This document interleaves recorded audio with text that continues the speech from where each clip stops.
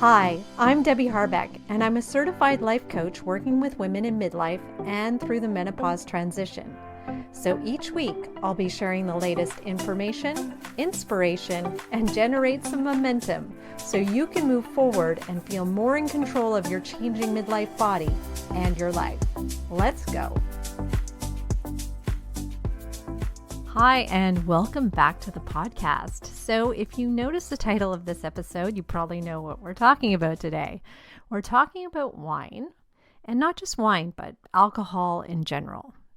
Because wine seems to be socially normalized for women these days. I think we're getting together just to drink wine, or we're drinking at the end of a long day, or we're drinking on weekends in amounts that can totally numb us. And I don't know about you, but there are more and more memes out there in the social media world that are contributing to what is being called wine mom culture. So memes like, the most expensive part of having kids is all the wine you have to drink, or like, home is where the heart is and the wine. Now, it kind of sounds funny, but it kind of isn't. It kind of sounds sad. The fact is that drinking is on the rise for women, especially those of us between 45 and 64. In fact, we are the fastest growing demographic when it comes to alcohol consumption in the Western world, especially amongst those that are more educated and with more disposable income. And when you look at it, not only are there memes out there normalizing it, but there's kind of this perfect storm of conditions as to why women in this age group are drinking more.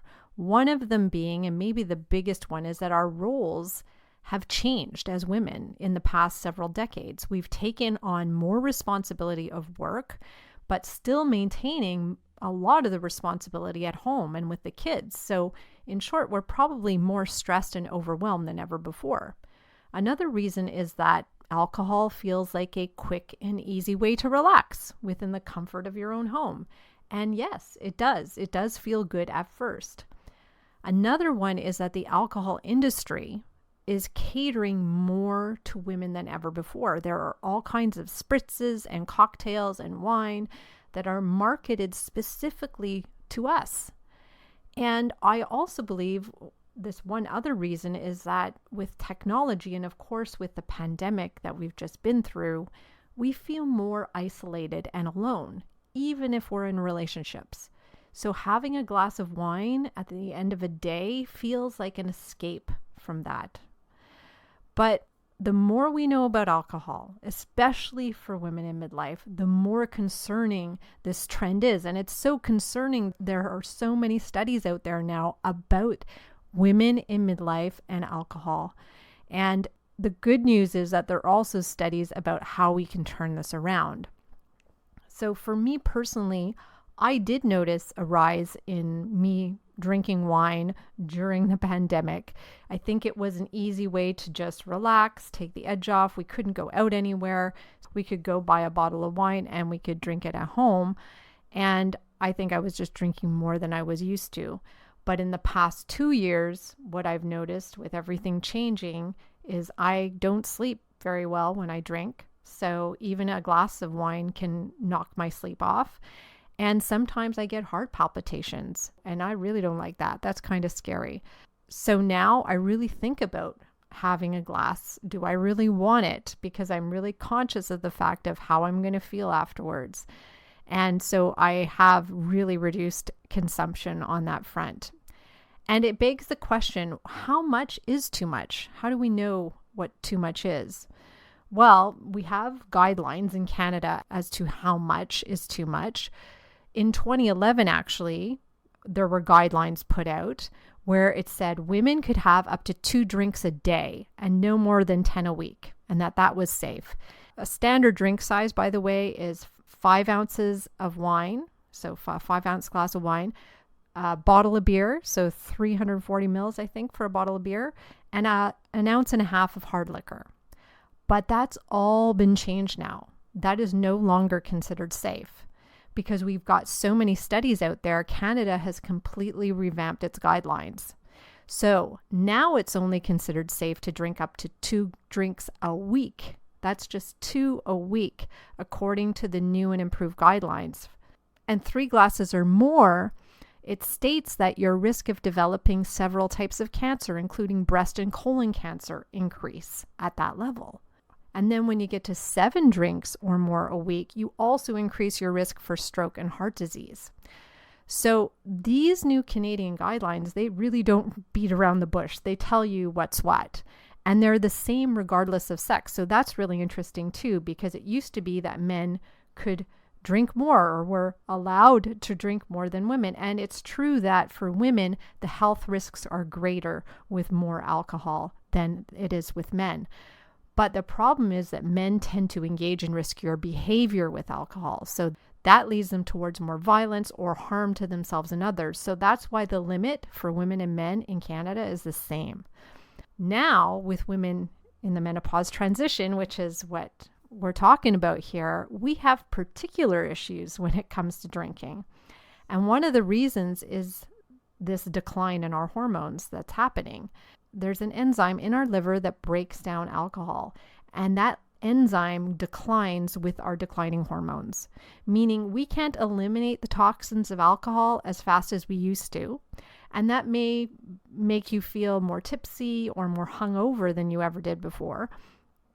But that can also lead to more intense hot flashes, night sweats, headaches, sleep problems like I have, or mood changes. And we also know that drinking can lead to weight gain, especially around the belly. It can make anxiety worse or can cause anxiety. And it can even contribute to bone loss. So it can lead to osteoporosis or fractures even. And I hate putting all that out there. I hate being this bearer of bad news. And sometimes I feel like nobody wants to hear this. But when I look at my coaching practice, I don't think that's the case, because at least half the women in my coaching practice, one of their goals is to reduce their alcohol consumption or eliminate it altogether. And I see that we recognize as women that this habit we have around alcohol isn't healthy. It's not going in the right direction. In fact, we don't want to be choosing wine as a way to de-stress and a way to deal with our problems. And the good news is that there are people looking at this and trying to find ways for us to be able to reduce our alcohol consumption. And so far, they're looking at things like engaging in new hobbies and activities, drinking alcohol-free alternatives, reducing the supply of alcohol in your home. Also, incorporating goal setting and tracking alcohol consumption can help some of us. And then seeking support from friends and family and from even your doctor. So for me personally, working with women to help lower their drinking, I think that finding things to do instead of drinking, things that help them relax, like reading, listening to books or music, doing activities like walking or yoga, these things can really help. But also, I think spending time with other people, especially others that don't drink, is a huge support. And also setting and tracking goals, which is what I help my clients do, can be super satisfying. It can be motivating, especially when you start seeing positive results, like all of a sudden you're sleeping better, or you have more energy, or you've lost some weight, or your liver is functioning better according to your blood tests. I mean, so many great results can be tracked through that too, and that can just help encourage you to keep going. But there are also barriers that stop us from going there. One of them being that women say, I like the taste of wine. And of course, that's valid. We can like the taste of wine. We can like the taste of food, but it doesn't mean we have to go overboard. It means we should savor it. We should take our time with it. And if we can keep it to 2 drinks or less a week, well, go ahead and do that. But the problem is that when we don't put a limit, when we don't plan ahead, and we just go into a situation with alcohol, well, then we just keep making worse and worse decisions as we go along. And it's really hard to stop, and we end up drinking more than we wanted to. So really making your choices ahead of time, even looking at the week ahead and seeing, where do I want to have my 2 drinks if that's what I'm doing this week? When am I going to have them? So planning ahead is key. Another thing that I hear from my clients is that it's tough because their friends or their partners are drinking and they'll feel left out, or worse, they'll feel like they're letting them down. So first is to recognize that if these are your friends or loved ones, they'll eventually understand your choices. If they're not understanding, it may be time for a conversation or a reevaluation of what you really want in your life. And then it's to perhaps find other drink options when you're in social situations. So you can find some great mocktail recipes. There are lots of them out there, or you can even have a warm drink like tea or coffee if that's what you like. So if you want to reduce the amount you're drinking, or if you want to give it up altogether, you can always have a chat with me about how we can make that happen for you. It's a really important part of the work I do because I think so many of us want to drink less or even not at all, but there are barriers preventing us that I know coaching can help us get through. And my goal with this episode is to help you move forward with your plans to let go of alcohol and to know that you're not alone. There are many women who really want that too. And we just need to stop normalizing drinking as a way to deal with our problems.